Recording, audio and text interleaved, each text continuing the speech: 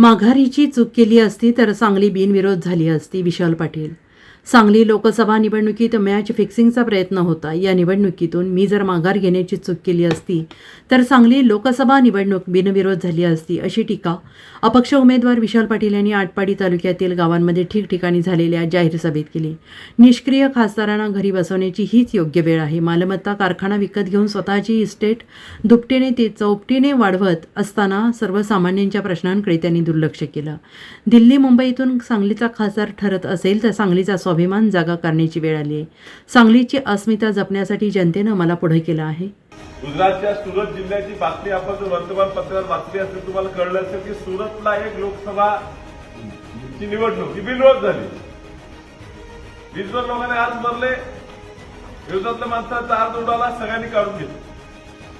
मला जर मी अर्ज शिल्लक ठेवला नसता तर परवा दिवशी माझा अर्ज मागे घेतल्या सगळ्या अपक्षांनी अर्ज काढले असते आणि कदाचित हे जे नुरा कुस्तीसाठी पैलवान उभा केला आहे त्यांनी सुद्धा परस्पर अर्ज काढून घेऊन भाजप बिनविरोध केली असती.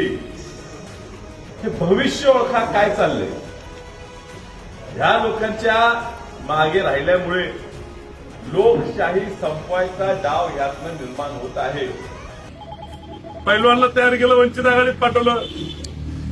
वंचित आघाडीने जवळजवळ जाहीर पण केलं उमेदवारी. तो त्यांना लक्षात आलं यांचा डाव काय.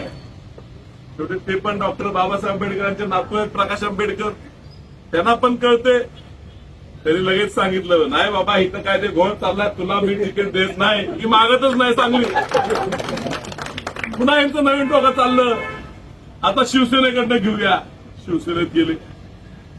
काय गडी राऊत काय त्यांना संजय राऊताला कळलं दिसलं कुणाला माहित. सांगलीत आली फिरून गेली. आता इलेक्शन लागले 48 मतदारसंघात. दिवस 15-20 दिवस असतात. त्यातला आठवडा घालवलाय सांगलीतच. ते बी सभेला 100 लोक गोळा होईना. अर्ज भरायला इथून तिथून पैसे वाटलेत 5,000 लोकांना, आली 500 लोक. तरी म्हणतात आमचंच. रोज सकाळी टीव्ही चालू केला. भारतात निवडणूकच नाही, निवडणूक फक्त सांगलीचीच लागली. दुसरं काय घरी बोलनाच.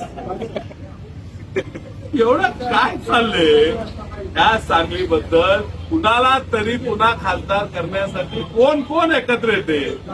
आज मला ऐकायला मिळालं अमित शहा येणार आहेत, मोदी येणार आहेत. आणि पुन्हा म्हणतात हे अपक्ष आहे, आम्ही विचार करते. अरे मग अपक्ष विचार करत तर एवढं काय घाबरलाय. मी लय काम केलं, मग लय संपर्क. लय काम केलं, लय संपर्क आहे. तर दिल्लीतनं मुंबईतनं कशाला प्रचारला माणसं बोलत आहे. आता त्यातलं बी काय होणार नाही त्यांना लक्षात आहे.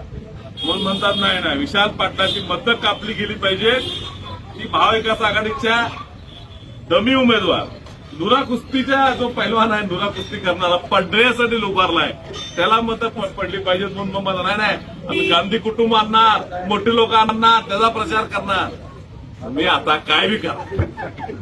कुठल्या मंचावर कुठला नेता गेला फरक पडत नाही. ही निवडणूक जनतेनं हातात घेतली. मला लय आमिष दिली, पैसे देतो,